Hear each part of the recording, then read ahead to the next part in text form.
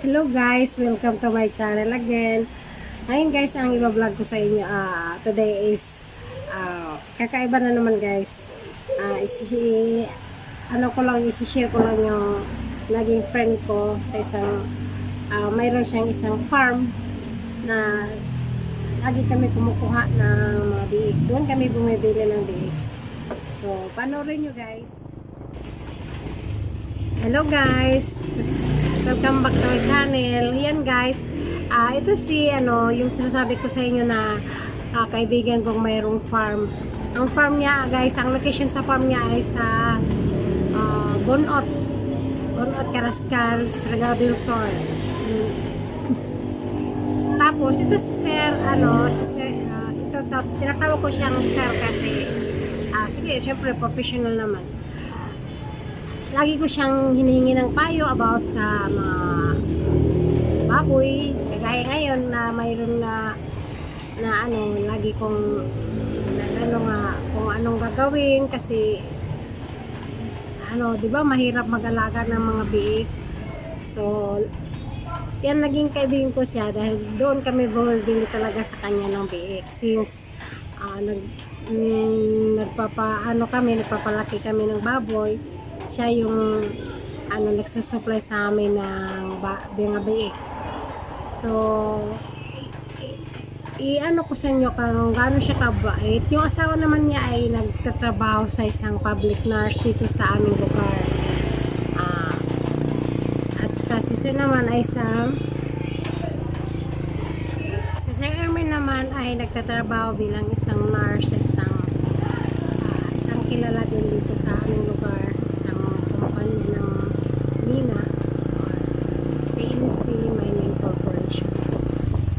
Siya yung naging nurse doon sa company nila. At doon na guys, papunta na kami sa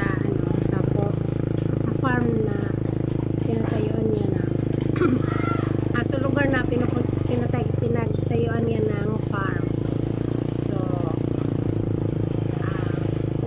yan, malapit na kami doon sa kanyang farm.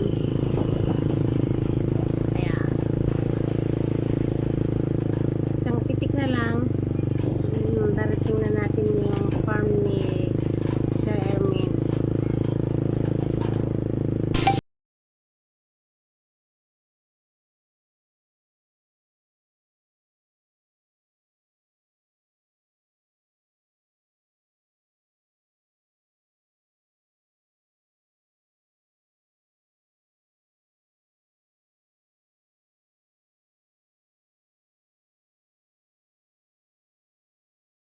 So ngayon guys, nandito na kami sa kanyang farm at naabutan namin yung asawa ng caretaker niya na si Chichi.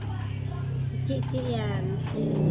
At naglilinis doon sa mga dumi ng baboy. Hinuhugasan yung mga nila, yung pagkainan, yung place na para maging malinis naman.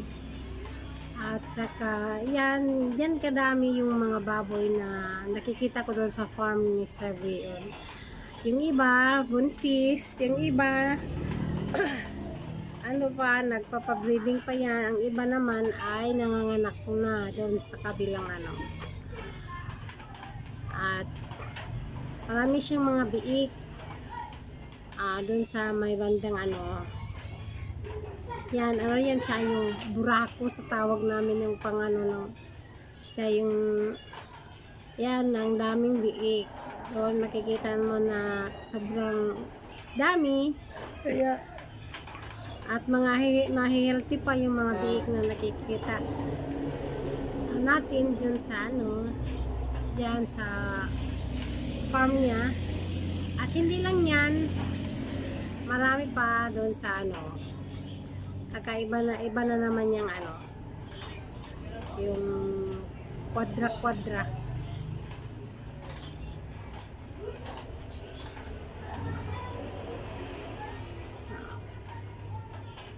Paiba-iba yung niya, may malapit ng yung ihiwalay Tapos yung iba makakapanganak lang. Ay, yung iba ano na ready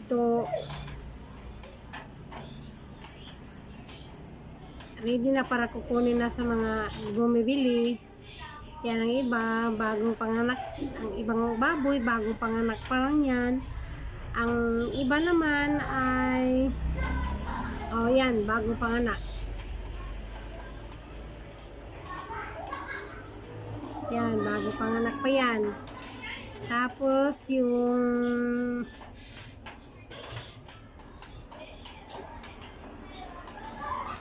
iba dyan, kabuanan, nag-aantay na lang ng days para mag-anak na.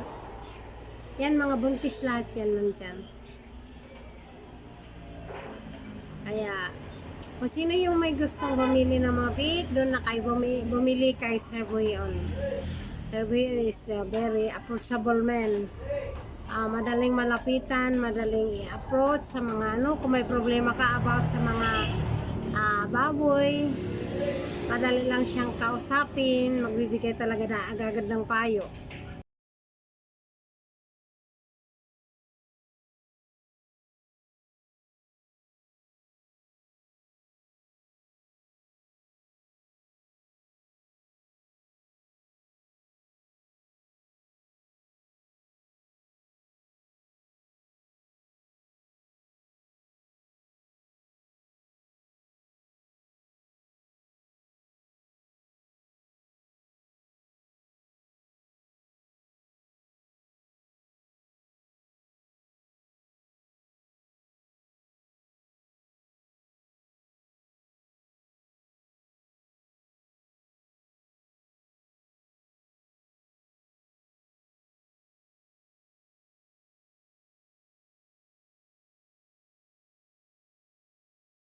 Mama na mong darling, kaya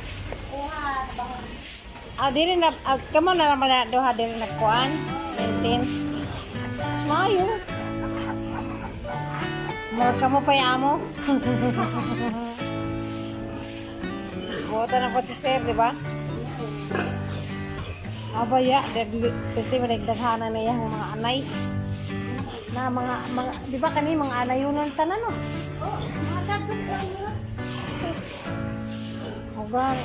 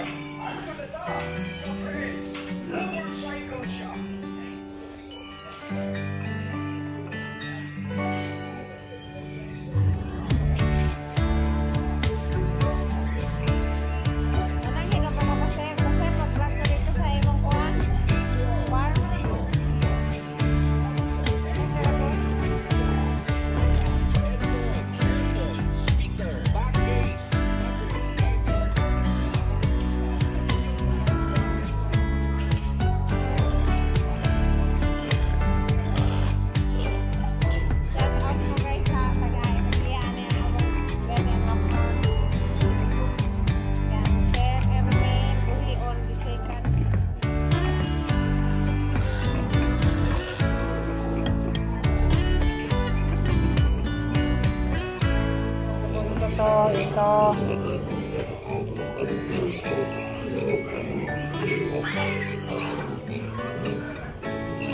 Ito lang. Masaya na tayo magpapos. Siya na mag-vlog.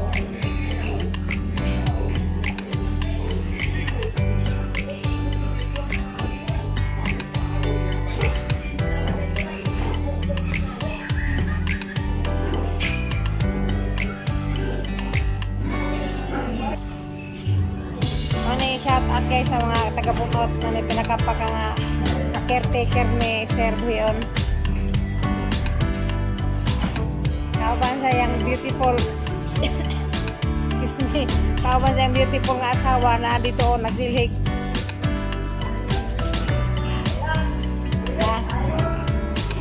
Ano pinakagwapa nga caretaker ni Juan Sir Buyon.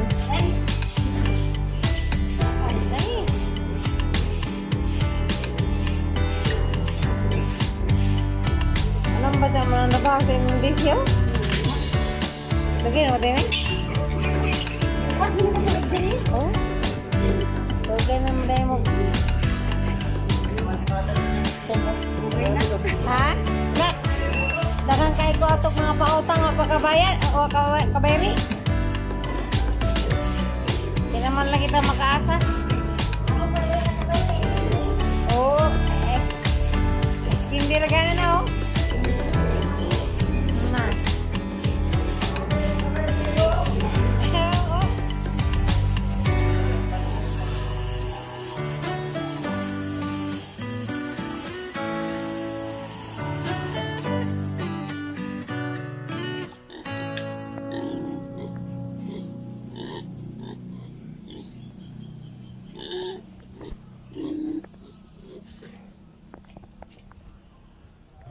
At ito na yung dalawang biik na nabili ko. Yung isa, di ba nakikita niya nagpo-post ako na mayroon siya, parang stress siya.